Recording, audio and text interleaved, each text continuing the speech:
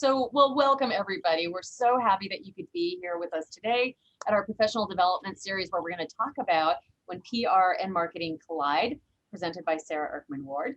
My name is Holly Zochman. I'm the current president of AMA Alaska, and super happy that you could be here today. Before we get into our presentation, I just have a few short announcements. We wouldn't be able to do these things if we didn't have the members, and so we're always encouraging membership. Richard, if you want to go ahead and go to the next slide. Lots of advantages of being a member of AMA. There's a list right here, but you'll notice that I have highlighted community building. To me, it's one of the most important aspects, benefits of being a member of a professional organization like AMA, because you really get to know people, you really get to know how they work, and you develop professional relationships outside of your work, and you just never know when that will come in handy.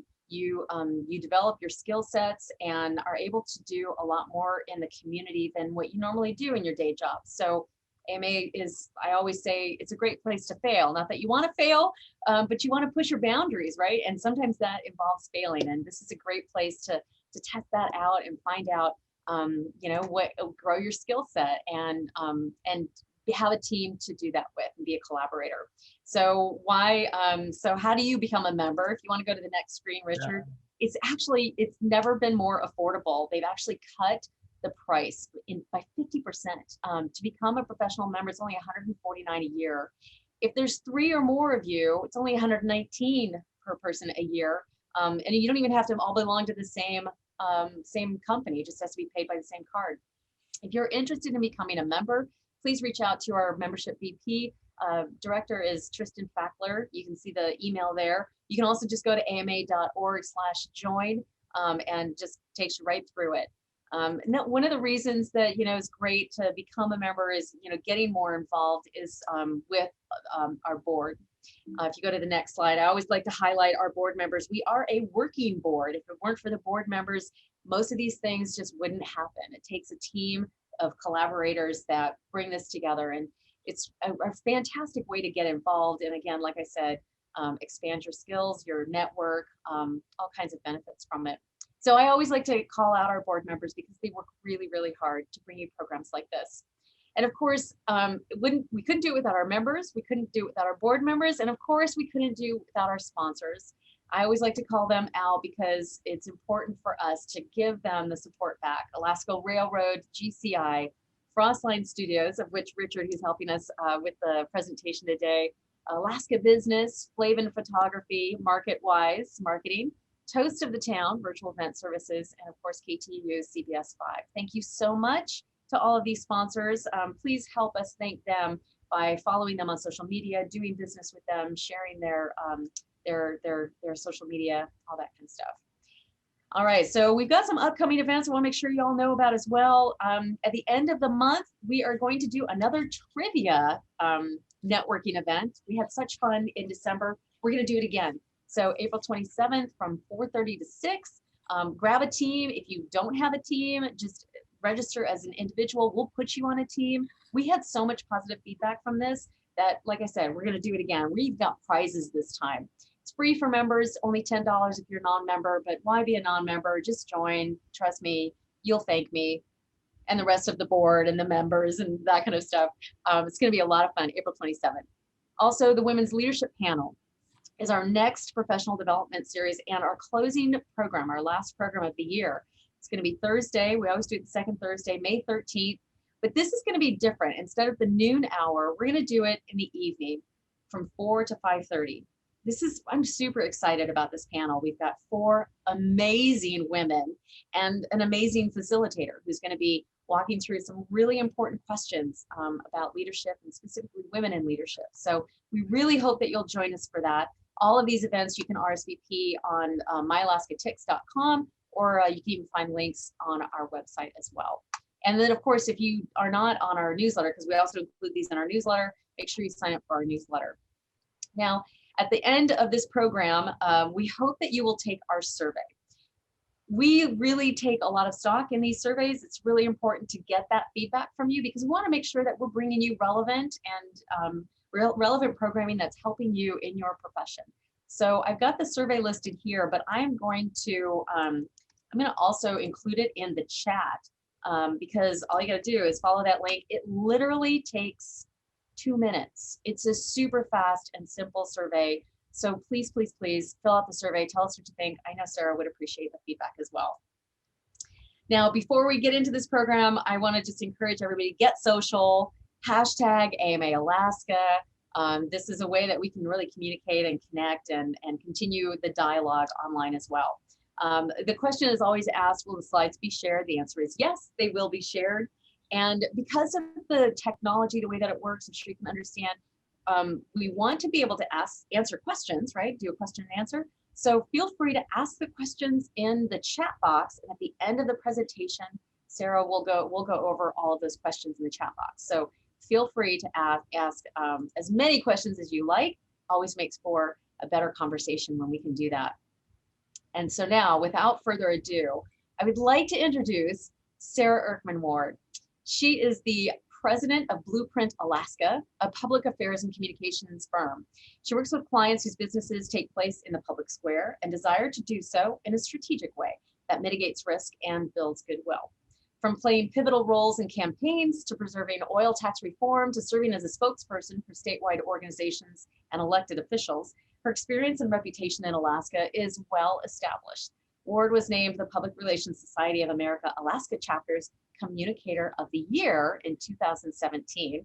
And she's also accredited in Public Relations, which is the APR, Accreditations of Public Relations, by the Public Relations Society of America. So without further ado, please help me welcome Sara.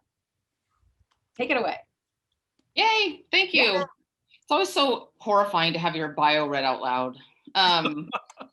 You know, I know we're all supposed to be proud of ourselves, but still, it's just like such an out-of-body experience. Okay, I'm going to try to get my slides up. Oh, yay, they're right there. Okay, so we have practiced this so many times that it's working perfectly. And I even was, oh, yay. Okay, I'm going to reduce this down. Good job, guys. You wouldn't think that took us 2 meetings to figure out for me how to do this, but I'm not the most techie person in the world. So I'm super happy to be talking to you today, and especially on this topic, just because there's so much going on in our worlds and they're coming together more than ever. I want to say that I've seen some of you who are on the call, and some of you are also PRSA members. And I know that there's a lot of overlap between, obviously, PR marketing and our organizations. And so it's great to see my fellow PRSA members on here. Some of this information is going to come across to some of you as probably pretty rudimentary. So hopefully I don't insult anyone's intelligence, but I just tried to keep it at a 30,000 foot level and then do some fun like case study type stuff. So we'll go through it, but if we were in person, I would say interrupt me and ask a question, but I think since we're still in this virtual format, we'll just wait till the end. So here we go. All right, how do I work this? Oh, wow, something moved. Okay, I always like to start with like, what are we even talking about here? So when we start off with talking about public relations, this is the official definition, and this is— Hey, Sara. Yeah? I'm sorry to interrupt, but I am still seeing your presentation in the editing mode. So I think maybe if you click that presentation one more time. Hold on. Right next to your Zoom dial. Okay. There is a like a little screen. I can't see that anymore. Let me go back. Can someone take it over for me? And maybe, I'm afraid I'm going to delay this too much because I'm not, when I say I'm not tech savvy, it's pretty sad. There's a reason I have like an intern to put all, like she made these slides for me. View. Okay. Richard, can you do this for me? Yeah, give me just 1 second, please. Okay, sorry. Try going to slideshow. View. All I get is enter full screen or show tab bar. Which is interesting because I can't even see your mouse moving around. Yeah. I just see your. Hang on a second. Hang on. It almost looks like it's frozen. I'll take it over. Go ahead and unshare your screen. Stop share? Yeah. Okay, go ahead. There we go. Okay. Stand by, please.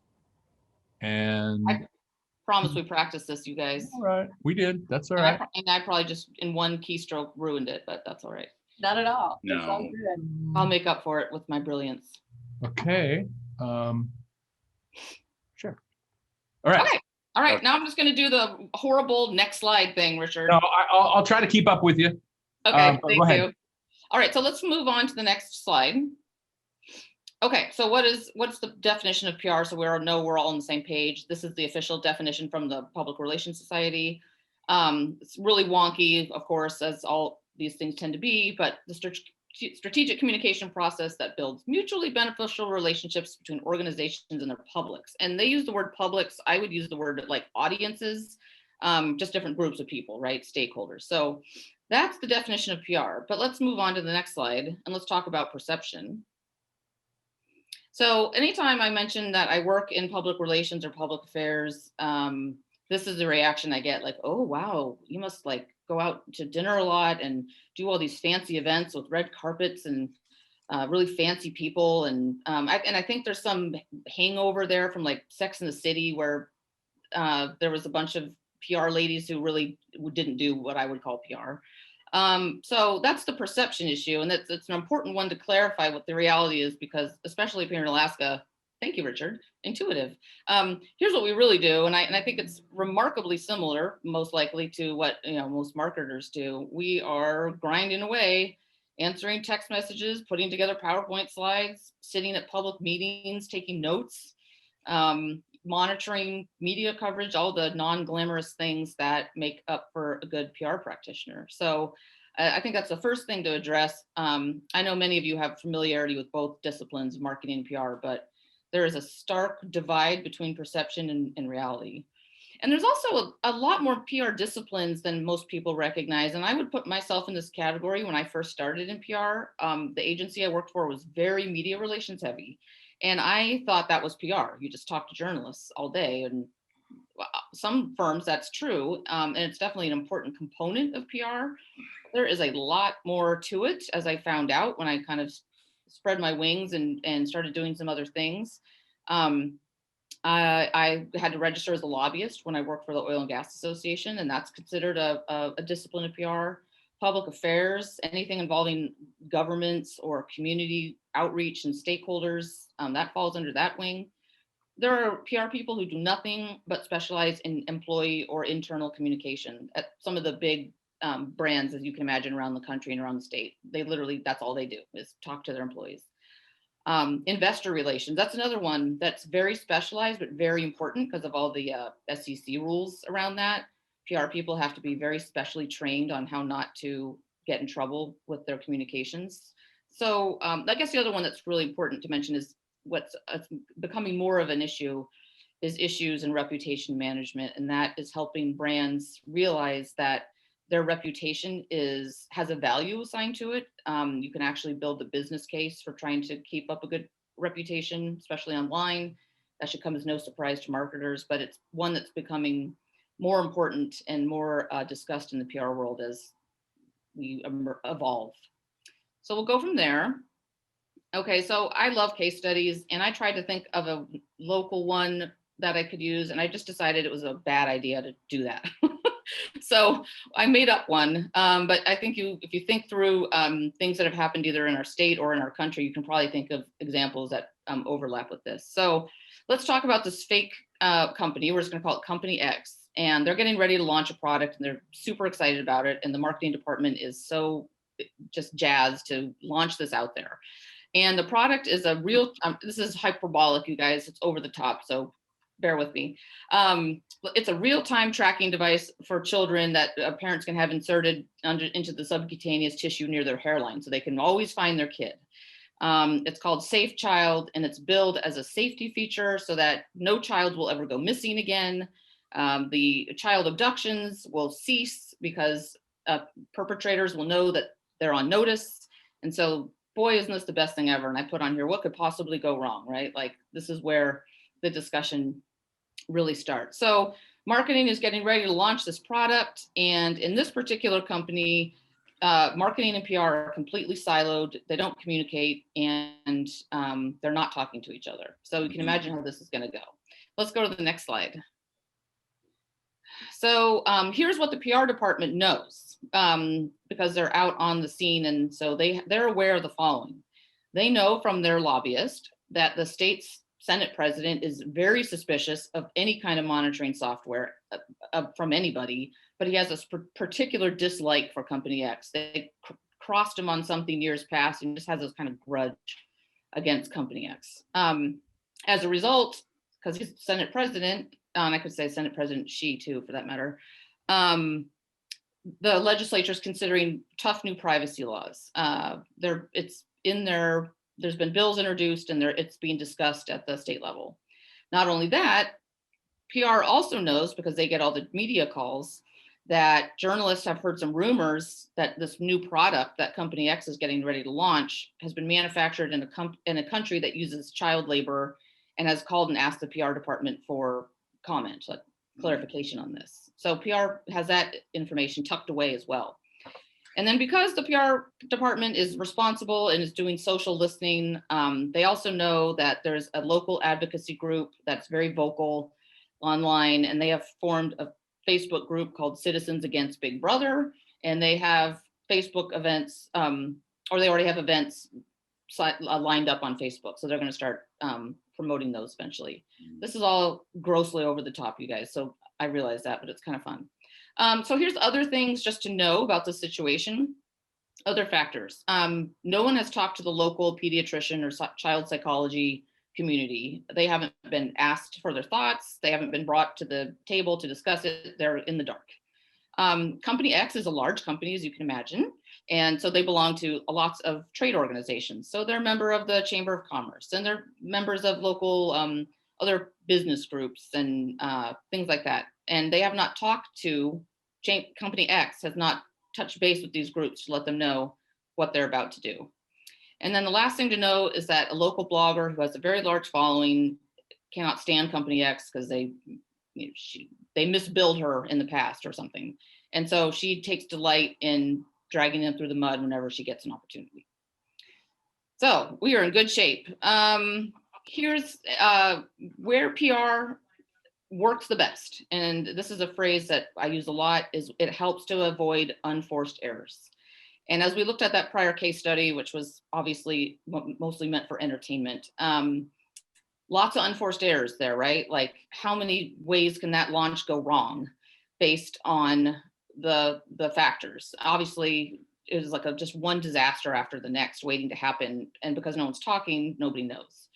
So what PR does in any situation that's unique, it's called situational awareness, which obviously marketing has responsibility for too. It's also called environmental scanning. The reason I have a picture of this lady peeking around the corner, it's a kind of an odd photo, kind of looks like a magazine photo or something, is that I often tell clients that it's our job to be peeking around the corners. A lot of times organizations or companies are so busy with the day-to-day 24/7 grind that no one, so they're down looking like this doing their work. Well, who's looking up and who's looking around to kind of figure out what's coming down the pike? And so that's PR's job, honestly. A good PR practitioner is giving you a heads up. Good PR practitioners also have good relationships with not just the media, but also now influencers. It's both now, because they're both equally as important. A good PR person should be able to call up the media and talk to them, and they should know who you are. And you should have worked with them in the past, just so that there's a relationship there. And that's definitely a special skill that needs special training, because that can go really bad really fast. Getting back to PR has many different disciplines. This would fall under the public affairs and lobbying arm, but those PR people should have, we need to go back. Sorry. I'm working my way through the slide. Sorry, it's a bit cumbersome, but so if you're working as a lobbyist, you should be able to tell the boss that, hey, we're hearing grumblings on the ground, and you know that there's a bill coming that we're not going to like. It's going to be really bad for our industry or for our company, so that you don't get taken by surprise. And those PR people should be able to reach out to those elected officials and find out what's going on. Another thing it's not unique to PR, but in my experience, it tends to be PR heavy, is participation in those advocacy groups. So if you look around at chambers of commerce boards or different boards of directors, there's often a direct link between whoever is the member representing the organization and the PR person. So for example, I'm just going to think of like the Anchorage Chamber. I saw that Tasha's on here. Well, ConocoPhillips is a member, and anytime Conoco is going to speak to the chamber, guess who gets to put the presentation together? It's the PR department. So they have a lot of insight into what's going on there too. And there's Tasha. Hello. The other thing that is unique because PR people are so spread out and talking to so many different groups. Oh, geez, sorry guys, we're in downtown and the ambulance is going by. Access to other organizations' data and research. So a lot of times, if you're sitting on a board, you might get access to data that that board decides to put out. And for example, I'll use the Alaska Chamber. I'm a board member there, and they do a yearly public opinion survey. And so I get access to that data. It eventually goes public, but I get to see it first. And so that's like a little extra bonus that a PR person who's involved can bring to the table. The next one is one of the most important ones, and that's access to what I call the community's chatter. This is all the stuff that people are talking about before it hits the news. Call it a rumor mill. A lot of times it is. But the fact that it is rumorville doesn't make it any less important to monitor and be aware of. But the worst thing for a PR person, and I would say marketing too, in that relationship, is being caught by surprise and not knowing what's going on. That's just, if you're not aware of your surroundings and you're just so focused in on this one thing, you're going to end up making a mistake. It's unavoidable that you'll make a mistake. And then the other thing that PR people are good at, we are social people by nature. If we weren't, we wouldn't be in this line of work. And so we tend to know what's going on before other people do, which sounds kind of snooty, but that's just by nature of us talking a lot and communicating. We're communicators. So a lot of times we kind of have the inside scoop on what's really going on. All right, next slide. That one was long. So I don't know why this is displaying strangely, but so, okay. All right, now we know that how we work or how we're different and what PR is. So how do we work better together? And I love this phrase, just thinking of PR and marketing like peanut butter and jelly or milk and cookies, they just go together. I think we all know this, right? Like, obviously there are so many opportunities to align and do better. So next slide. I really hope they don't all look like this. Okay, so I always like to throw in data when I can get my hands on it. So bear with me. This is from the USC Annenberg Global Communication Report. This is a think tank out of Southern California, but it's PR specific. It's all dedicated to communications and public relations. It's very reputable. The data is a few years old. They haven't updated it, but I thought it was worth mentioning. So most PR professionals in the country, not surprisingly, believe that PR and marketing will align more. And marketing professionals believe it even more so. So there's consensus that our departments and our disciplines are going to overlap more and more as we move forward. All right. Okay, now here we go. All right, so now we've laid the groundwork. We've even got some data. So what do we do? Let's move to that. Okay, so these are actual tactics. And again, some of these are going to seem overly simplistic, but obviously, I mean, I don't know about you guys, but sometimes I forget the basics. So this is a good refresher for those of you who are more skookum. But it is so critical to get together early. The time to collaborate and exchange notes and talk about the environment that you're marketing in is before you really get into it. That's going to create efficiencies. It's going to make it way more effective, and it's going to create better outcomes ultimately. So cooperate early and often. I mean, again, very broad and may seem basic, but we've all seen it where it doesn't happen, and then you see the results that can result from that, which is usually not good. So we need to cooperate early and often. And then next slide. All right, so common goals. You know, ultimately, every organization has its goal, either increase sales or influence a particular public policy or whatever. But sometimes marketing and PR aren't always on the same page. So it's best to determine what those common goals are, and then figuring out the strategies. They may be different, but they should align around those goals. And in my experience, the goals that are outcome focused, or the objectives, are the best. If there's a corporate goal or an organization goal, there needs to be an outcome associated with it. It's either, we want people to buy more of widget X, or we want people to vote X way on this issue, or we want people to, reduce their use of tobacco or whatever the campaign is. And both PR and marketing need to align around that. And then that also allows PR to work toward improving the marketing outcomes. So again, working together and making sure that everyone's on the same page. Go ahead.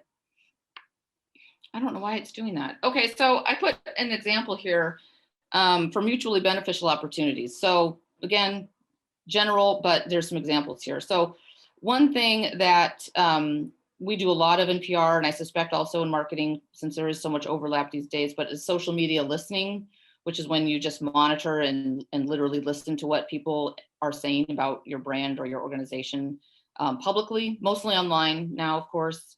And I put a couple of examples here from on the nationwide level where that has worked out really well, where marketing was able to help PR identify some media opportunities, because of course we love a good story in the Wall Street Journal or the New York Times or whatever. And then of course, increasing awareness, leading to more sales down the line. So I love this, and I didn't know this existed, but after listening online to people joke about how they always fall asleep during Netflix binges, they came up with a pair of socks that you wear that can sense when you're asleep, and then they pause your show. I mean, that's crazy. Because I always say the first thing I do on Netflix is go back and rewind to where I fell asleep, right? Like it's a thing. And Netflix knew this because their PR department was like, hey, we're getting a lot of chatter on this Netflix and sleep trend.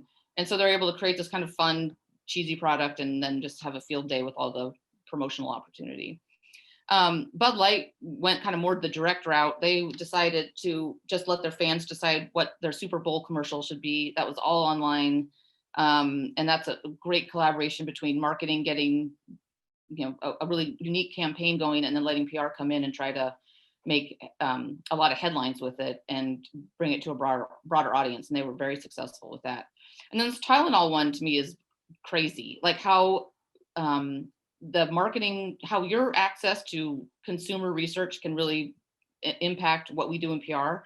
So Tylenol was just able to figure out that from their customer data that people who suffer from migraines and eye strain, or that knitters, people who knit, their eyes bother them. And so they were able to target those people specifically with ads for, hey, if your eyes are bothering you because you have eye strain, you should use Tylenol. And they got a big hit to their web traffic as a result. I mean, that's where we're at, right? Like, this is crazy, the level of data we have access to. So there's some examples of win-wins. Again, overly simplistic, but do we do it enough? Probably not. Across department meetings, there should be, of course, each group needs to meet on their own, but there should be some set time or date where the groups get together to make sure that everyone's aware of what's going on, what the goals are, and making sure everybody is talking to each other. And this is the kind of meeting, I think, where Company X would have benefited from, obviously, where you're going to have the marketing person say, we're getting ready to launch this tracker chip, and you'd have the PR person, the lobbyist, but like, have you lost your mind? That is not a good idea. Let me tell you why. Let me rattle them off. So, and that's the job of a communicator, is to raise your hand at the table and say, we need to think about this. And it can be uncomfortable, but that really is the communicator's job. And that comes up in ethics too. Like, hey, we're dipping into unethical behavior here, and we need to revisit what our values are. Early and often, get together. These meetings are just critical. So, all right. So we need to meet. We also need to share our campaigns. The amount of data that marketing and PR has access to now is like unlike anything we've ever seen, right? You have more consumer data for your brands, I would expect.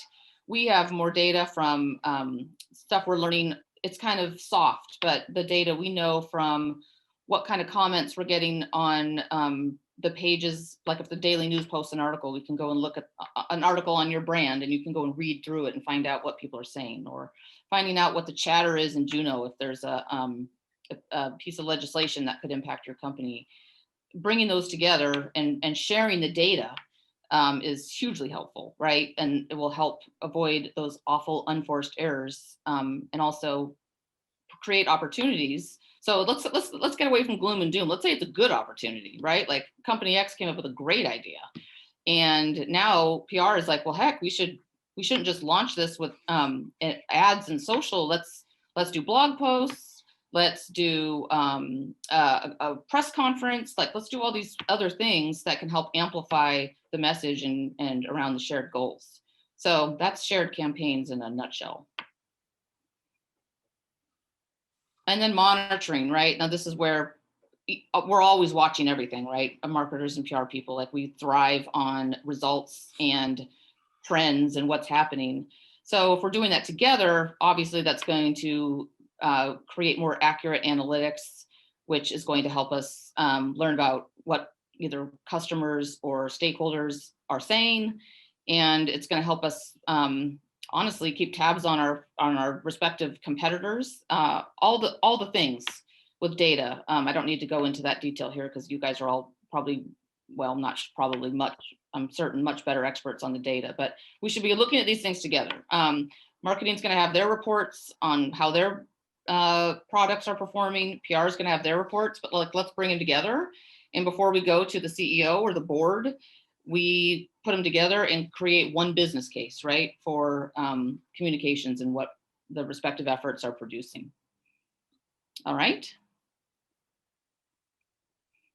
So this is kind of an interesting concept, but it definitely, it's another one that overlaps for sure. But the sharing of information, so not just data, but finding those trends, peeking around those corners before they actually show up in a big way. Consumers are looking at brands online, obviously. I mean, we all do that. I mean, I was doing that today, multitasking during a meeting when I was looking up something. So from social listening now, PR can be thought of as the pre-sale. Like, we kind of have an idea of what might be starting to emerge or pop up as an opportunity.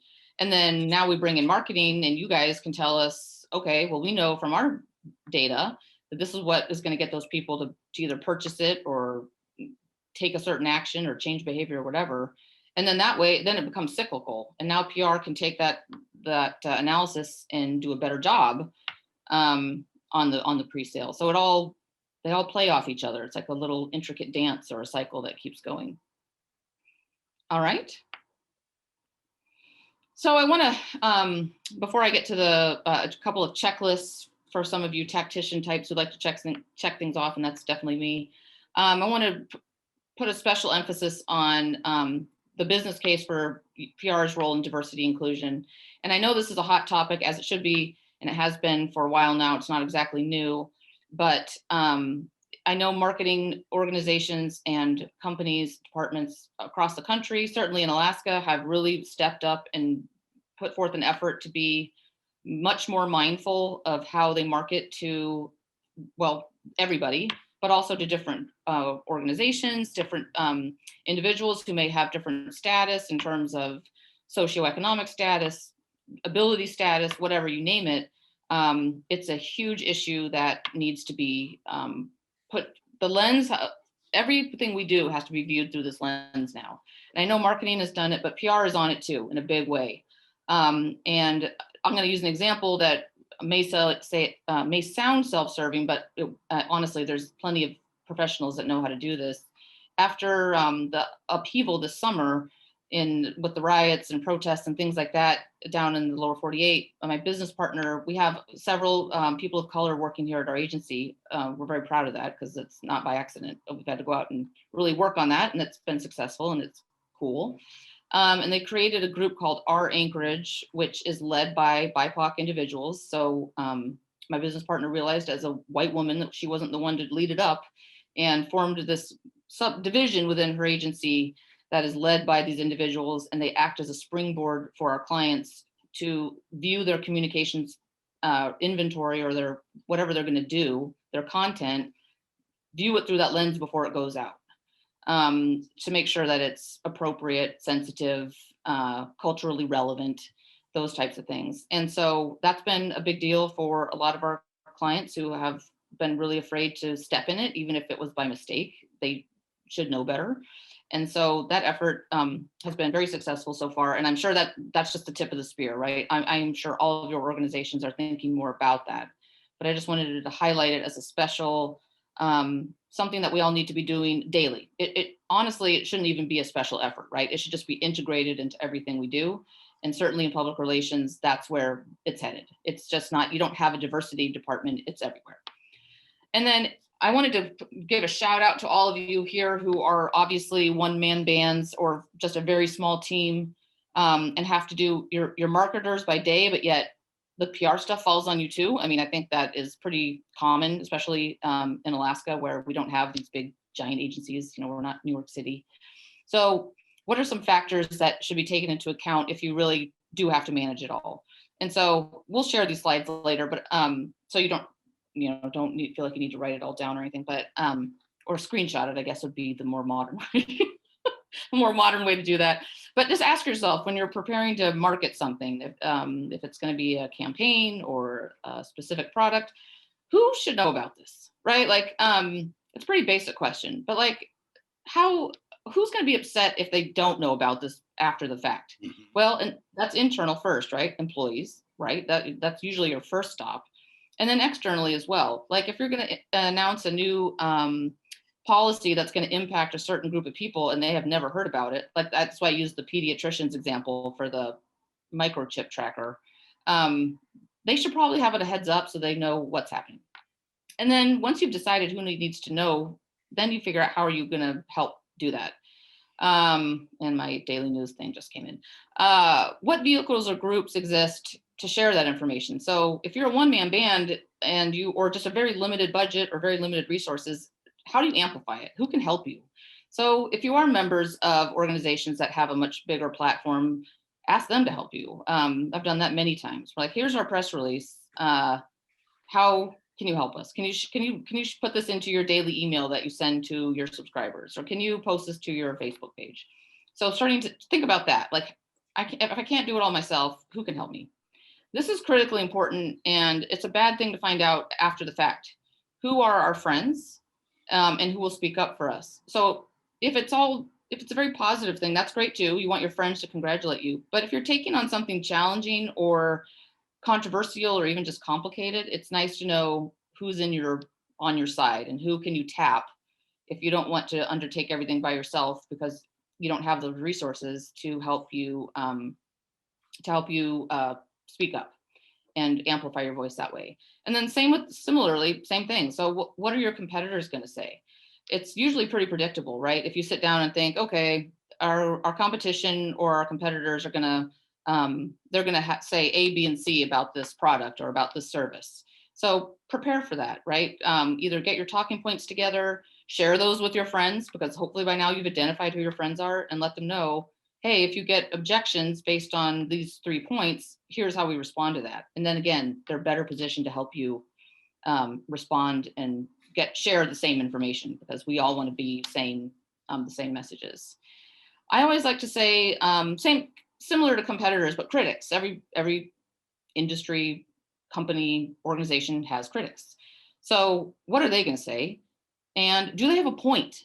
A lot of times there can be this mentality of kind of circling up and saying, this is a united front. This is a great idea. Well, do they have a point? Like, that's the hard question. And that's the one that can be the uncomfortable raising of the hand in a board meeting or at a I don't know, committee meeting or whatever, where you say, honestly, that's a good point. Maybe we should think about that. And the point may be based on the next line. What's the mood? What's the current environment like on this issue? And I don't mean like access to really fancy research, which, that's great if your organization can afford to do, really detailed research, but you should be able to take a look around and just kind of feel it, right? Like, you should be able to look on social media, read the news reports, talk to people in positions that, like, if you're going to talk about federal highway funds, I'm making this up, like, I would want to maybe give a call to the commissioner at the DOT. What's going on? Is there something I don't know? And kind of get the feel for the mood on this. Same thing with timing. There may be a artificial deadline assigned to this. Is it the right time to do this? Should it wait, or conversely, should it speed up? It's just as bad sometimes to delay as it is to be, premature with something. So that's another question that you can ask. And then assuming you're not launching company X's product and you have something that's positive and happy to share, that's also think about any earned opportunities. So of course, these are going to be the unpaid opportunities. So I'd say, for example, if you're a small company that's going to provide a service that is going to benefit either like a specific city or the state, heck, ask the mayor to come help be your spokesperson, or see if you can get in on his or her press conference. Maybe they'll do a social media post sharing your news. Just takes a little bit of thought to think who else can we partner with? Other trade organizations. Like, this is a great thing. Well, Tasha, I read your newsletter every week, and you guys share members' press releases. That's a great vehicle. It just takes a little coordination. You have got to send it to Tasha, and she's going to cut and paste it and put it in the newsletter. And now you've just amplified your message to hundreds more people than it typically would have gone to. So think about those win-wins too. Like, who else benefits from this? And it's definitely a mutual back scratching, right? Like, this is good for us, good for you. And let's try to help each other out. So if you are in a limited capacity, those are things to think about. And then in conclusion, I would say, obviously, this is grossly overgeneralized, but communication is everything. You can't talk enough to your PR people or to your CEO or your board or whomever you're dealing with if you don't have a specific PR department. You can definitely need to utilize both sets of expertise to get the most out of your efforts. Absolutely. We're more effective when we work together, duh. And then you can gain much more insight into your brand and audience when you join forces and work toward those common goals. So that is it in a nutshell. I hope I haven't blathered on too long. Of course, I'd be remiss if I didn't say follow all my brilliance on all these different platforms. And really, Facebook is like the only one I can handle at the moment. But I welcome your questions. I'm, bring it on. Happy to do anything I can to further clear anything up or answer any questions you have. Awesome. Fantastic. Thank you so much, Sarah. That was really great information. I think it's always such an interesting dialogue when we talk about PR and marketing and what people's perception of it is and what reality is. And then, our day-to-day activities. It's really, there's so much overlap, and yet it's very distinct. So really appreciate you helping us with that. We do have some questions. Yay! So Francie was asking about the Our Anchorage. Is there a web page or someplace that they can go? People can go. Oh, great. Yeah, it's off the Thompson and Company website, which I think is thompsonpr.com, and it's got its own drop down on there. So that's where you can find out more about them. Awesome. Yeah. It sounds like a really cool organization. It is. Well, I say we, I don't really have anything to do with it, but collectively we're very proud of it, and it's been really cool. Yeah, for sure.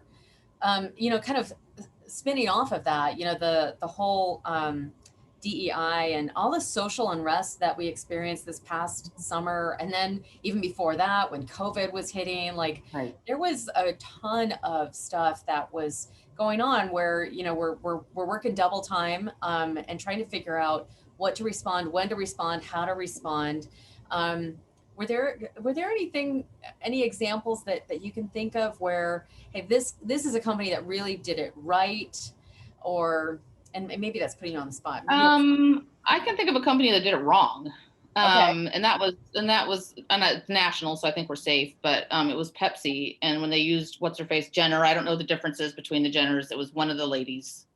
And they did this commercial where she basically just marched around in scantily clad, drinking Pepsi with people of all different ethnic backgrounds. And it was roundly criticized for being, I think the word is performative, just lip service, just, images of people of color hanging out with this rich chick. What does that mean? And that's really, you hear more of that criticism now, is that people are tired of the platitudes and they want to see action. They want to see, okay, Pepsi, well, what does your handbook say on diversity? How many people of color work at Pepsi? Thanks for the Jenner. But we want to see some results. How many women do you have on your board? And so that's where we have to, when I say it's not a special project anymore, it should just be ingrained in everything we do and think about when we communicate. and Pepsi got slapped and they took the ad down, but it lives on forever on YouTube if you want to go watch it. Definitely lives on forever. Yeah. Yeah. I was interested in, when the whole DEI thing started coming about, looking at some examples of advertising that, were examples of things gone wrong, right? And I was floored by the number of ads, even recent ads, that were glaringly, obviously offensive. Let's see, I think PlayStation it was one of the gaming ones that was introducing a white version of their console, and the way that they did that, and just the way that they were, presenting women as well. And you can't help but wonder, like, who was vetting this? How many people do you think should be vetting, like, your press releases or the things that are well, honestly, this is again back to where we all, as an industry, both PR and marketing, we have work to do, is that ideally those people are involved in the conversations from the start. I mean, anybody could have flagged that from the beginning and said, hello, this is but dumb. But so again, like that's the balance, right? So like our Anchorage effort, like, yes, it's a good service to provide, but should it need to go through a specific lens at the end? Shouldn't it be something that's developed on the front end with input from everybody in our community? But when you get down to nuts and bolts, in terms of like, before you let a press release out the door, I would definitely run it by a PR person, even if it's just a friend of yours that does PR, because take out the diversity and inclusion aspect. You can also just say really stupid things in a press release that are not related to diversity. It's just like, oh my gosh, if you put it this way, you're going to get slaughtered. Right. So just, again, avoid those unforced errors. Awesome. Okay. So that was another thing that you brought up, unforced errors. That is a phrase I've never heard.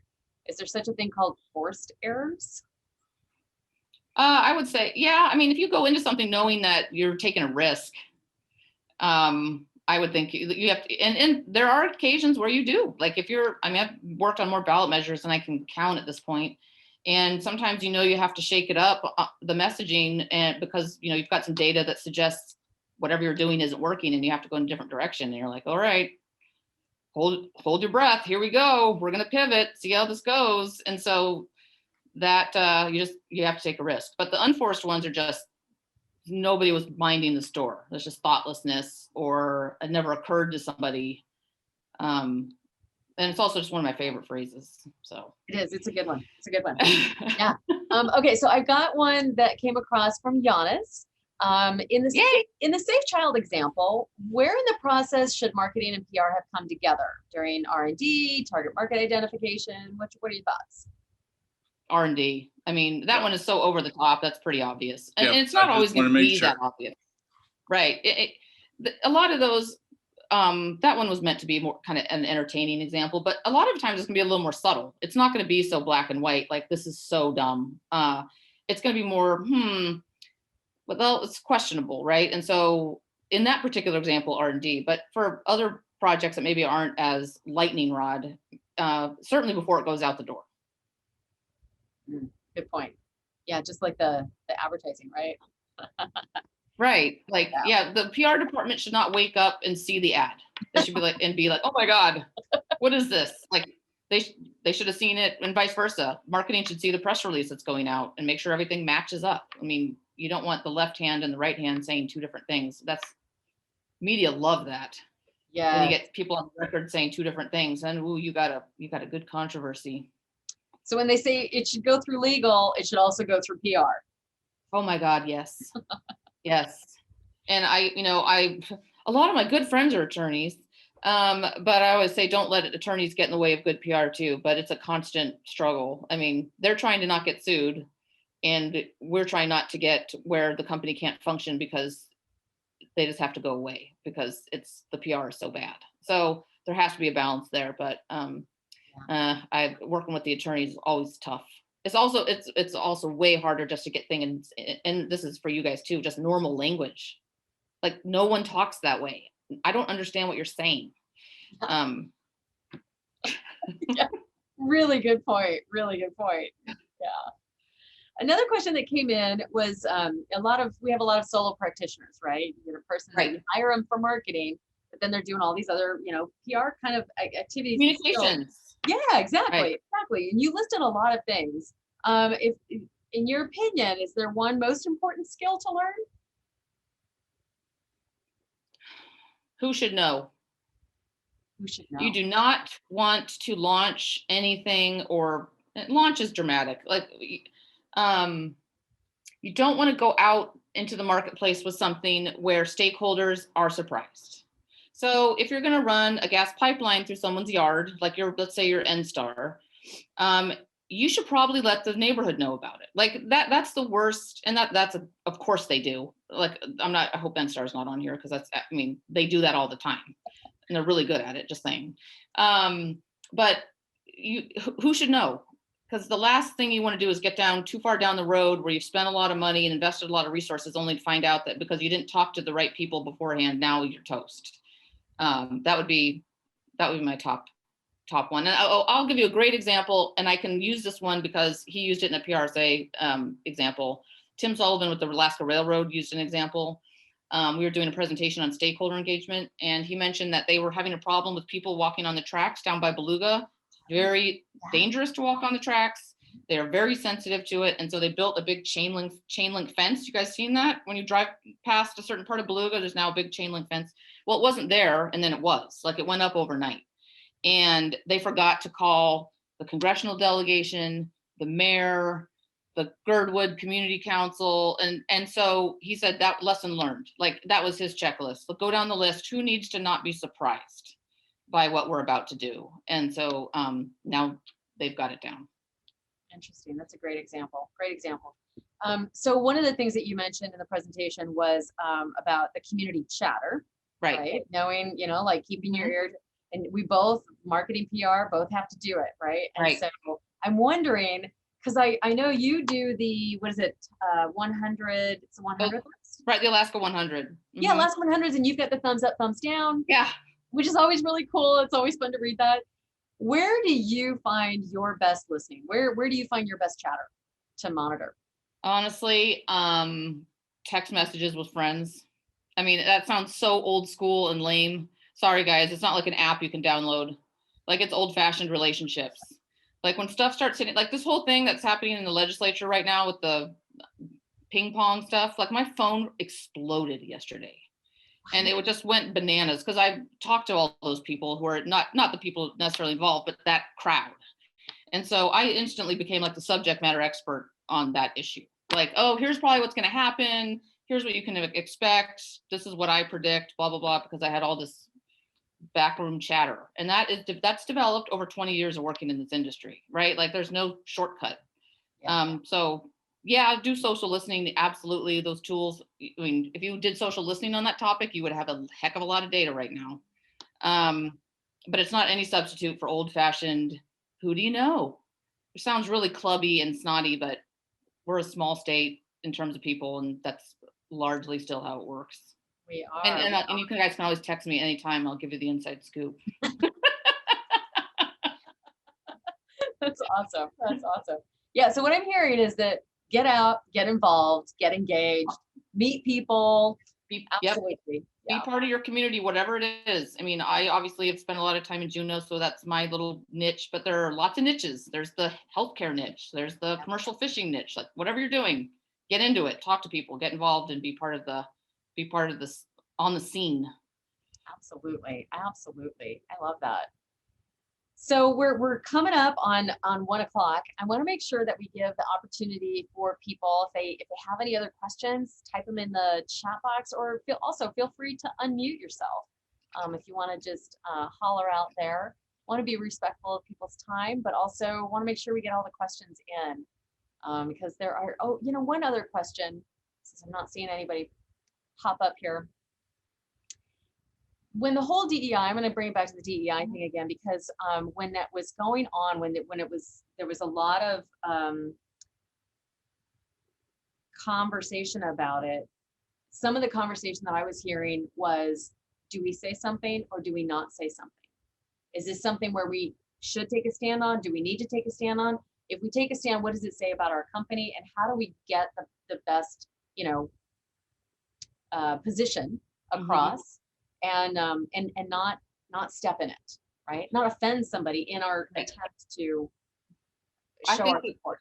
what I learned from watching all of that this over the last year or so, especially that past summer when everything kind of reached a fever pitch, is that before you say something, you better have your own house in order.